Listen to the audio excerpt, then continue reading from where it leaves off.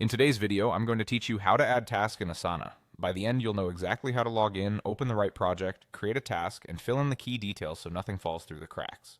Start by opening the Asana login page. On the sign-in screen, choose Continue with Google. This option connects your Google account to Asana and gets you in quickly without typing a password each time. When the Google prompt appears, click the Google account you use for work. If your browser is logged into multiple accounts, make sure you pick the one that has access to your team's Asana workspace. After a moment, you'll be signed in and taken to your Asana home. Next, head into the project where this task belongs. From your home or sidebar, click the project name to open it. It's a good habit to double check you're in the correct workspace and the correct project before you add anything, so the task shows up for the right teammates in reports. Inside the project, look for the Add Task button and click it. A new task row or card will appear. Type a clear, action-oriented task name. Keep it concise but specific, something like Draft Q2 Report Outline instead of Report. This title is what people will see first, so it should quickly communicate what needs to happen. Now open the task details. Click the Details button to expand the tasks panel.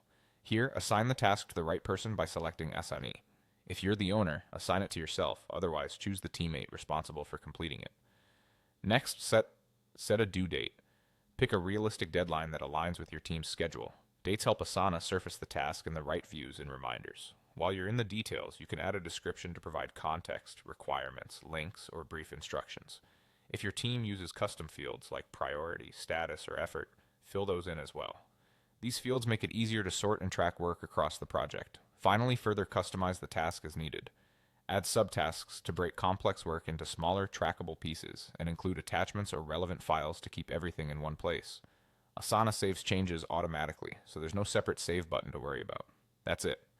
You logged in with Google, opened your project, created a task, named it clearly, opened the details, assigned an owner, set a due date, and added any extra info your team needs. Follow this flow each time to keep your projects organized and moving forward.